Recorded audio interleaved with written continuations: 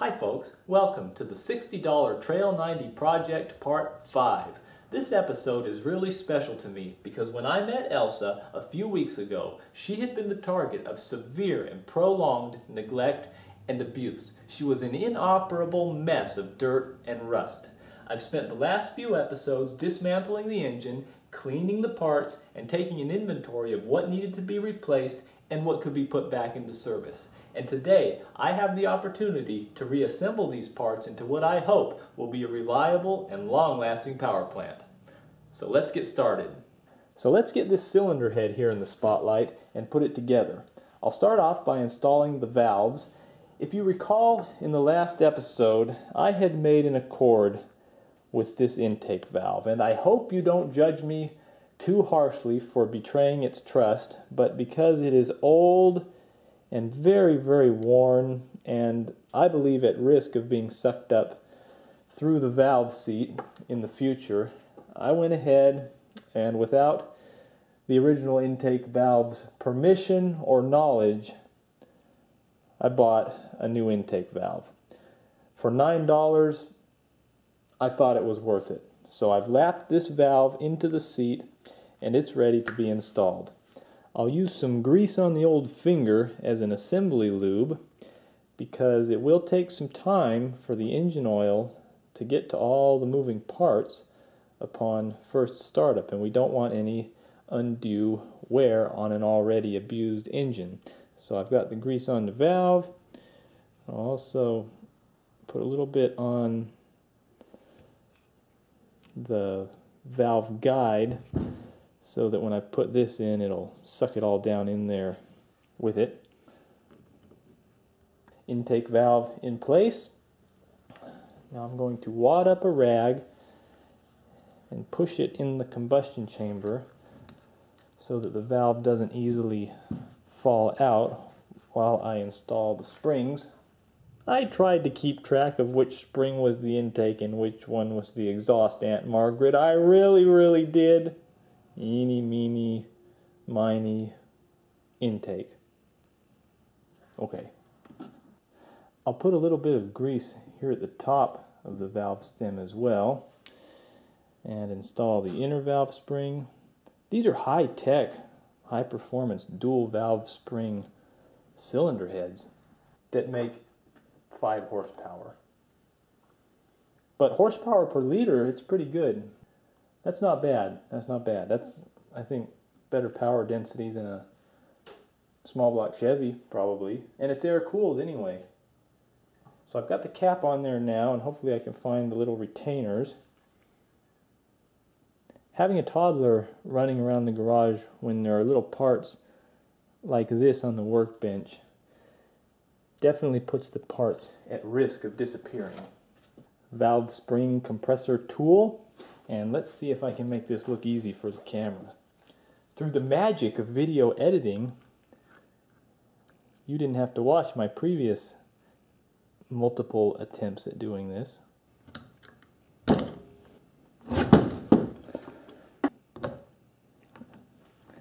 Just like magic. And now we'll repeat the procedure with the exhaust valve. Hey, get off of there. That's not your home anymore. Might need to get a restraining order.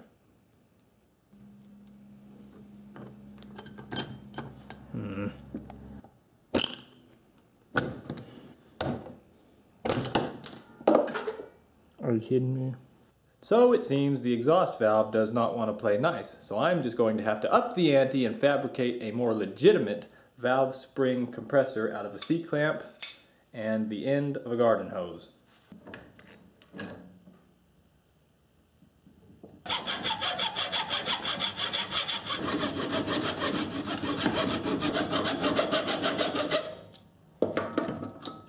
And just cut me a little notch like that. Yeah, with a hacksaw. And we'll open up the gate here. So let's give this a try.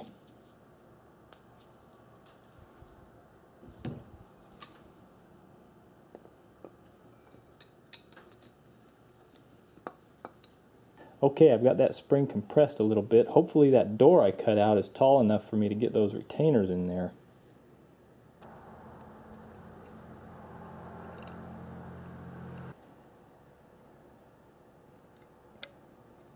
at that.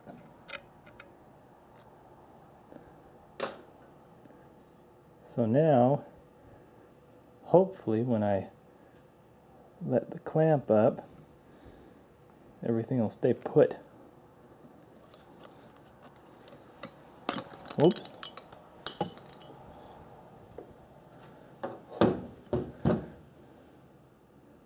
Hey, hey, hey. Now that the valves are installed in the head, I'll go ahead and throw on these rocker arms.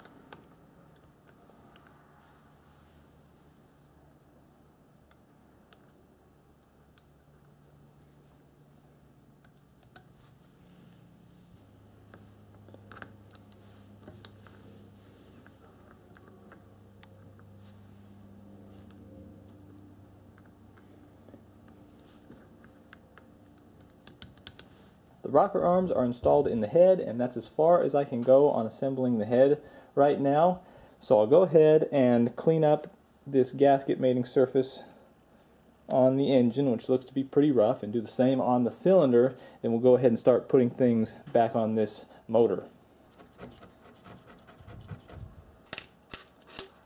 I'll tell you what, this gasket likes where it is. It does not want to leave. But I'll keep scraping. I finished scraping off that pesky gasket, and now I'm out here at my parts cleaning station to spray off any remnants.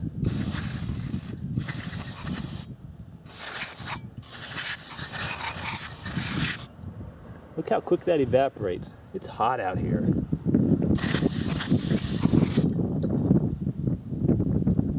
The cylinder's cleaned up and ready to go. Next I need to create a gasket for this area right here. Normally I would just use standard RTV silicone gasket maker in an application like this, but because there is an oil passageway right here, I think I'm going to try my hand at creating a gasket out of this gasket sheet that I had laying around the shop. I've had this for many years and I've used it a couple of times, and I think it's worth a try. No! Don't do it! This is future Jacob talking. What? Who's there? Is this that intake valve again? No! It's yourself in the future! Don't make a gasket out of that paper! I'm warning you! Policy! Do not listen to voices in head. Now bug off! Boom! Gasket done. Now let's get this piston ready to go. I'm cleaning out these ring grooves with an old grease rag, and I'm just about ready to put the new rings on the piston. I'll install this oil ring first, which is the lowermost ring. I need to be really careful because I don't want to break it.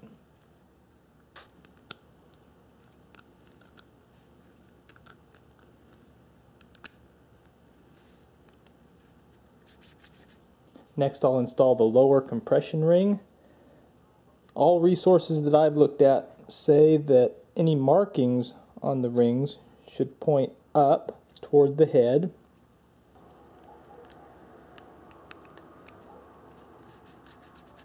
Lastly, I'll install the top compression ring. This top ring has a beveled edge. It isn't as sharp as the second compression ring, and it also has a chrome coating.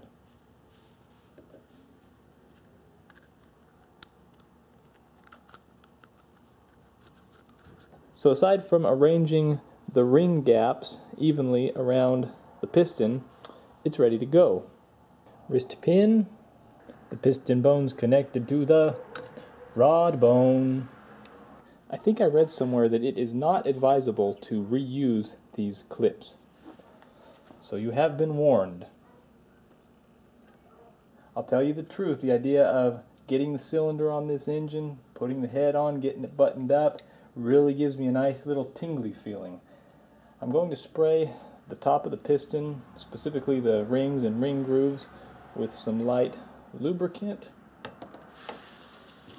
On second thought, I think I'll fill up my little squirt bottle here with some motor oil and put that on the rings.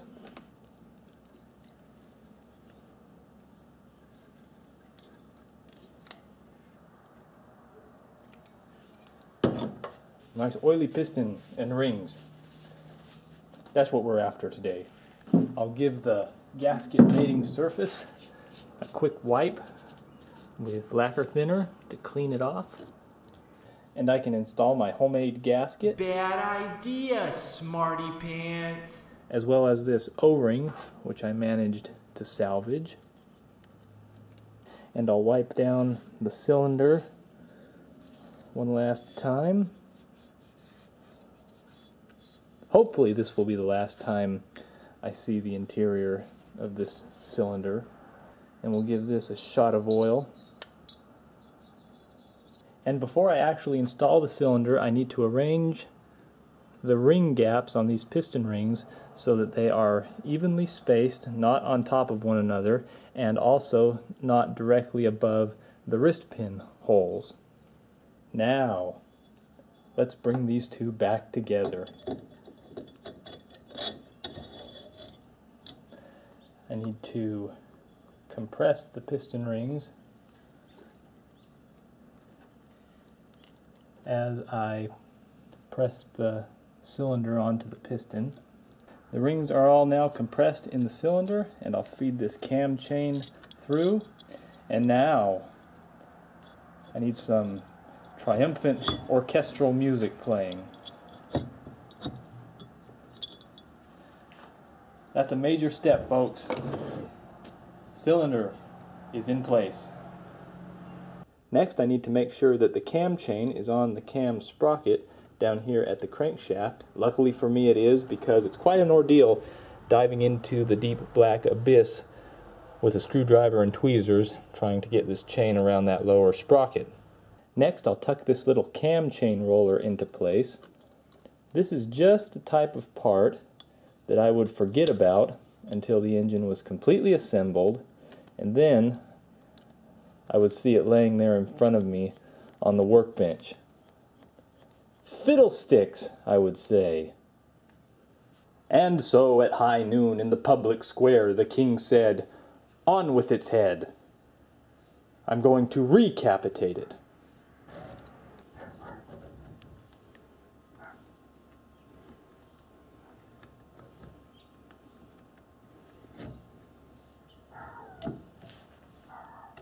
Okay, wait just a moment. I was so concerned a minute ago with my witty medieval speech that I neglected a critical step.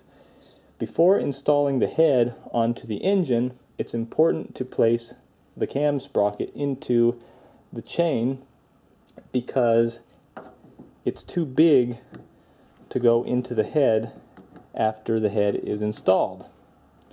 So we'll go like this, and take two. Now that the cylinder and head are installed, I need to adjust the valve timing.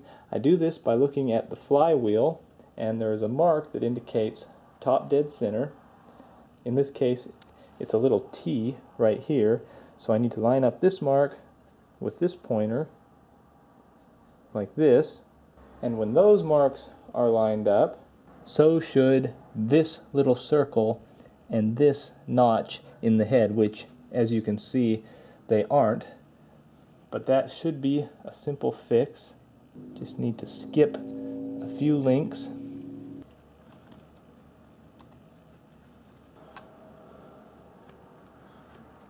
Okay, place that where it goes and move my flywheel into position. How's it look from your angle? Looks pretty good to me. Now the camshaft should just slip right in there. I've got a little bit of grease on there just to see it through until the oil gets to it on initial startup. And I'll get these bolts in here. And to tighten these down, I'll just wedge a screwdriver in here like this. This is an old pyramid builder's trick. The cam sprocket bolts are installed. Now let's put a cap on this thing and squeeze it all back together. The old gasket on this top piece was brittle and missing some pieces, so I just went ahead and used some RTV silicone gasket maker to replace it. I'm just tightening these down little by little in a nice crisscross pattern. until they feel nice and snug. I love the decorative orange silicone ribbon. Really gives it a nice touch. Oh no. So at this point you already know what happened. I told you so! But I just found out that there's some space right here between the cylinder head and the case because of this gasket that I made. There's two gaskets here. One for the cam chain void and one for around the cylinder sleeve. The original gasket is thinner than this gasket that I made, and if it was the correct thickness, this would have squished down like it's supposed to and sealed up that rubber gasket, which I reused. I can go ahead and slide a feeler gauge in there, as a matter of fact. So I'm going to pull this thing off and just use a little bit of RTV sealer to make a new gasket. But as for right now, it's getting late. I think I've made enough mistakes for one day. You'll make more! Your shirt is also on backwards.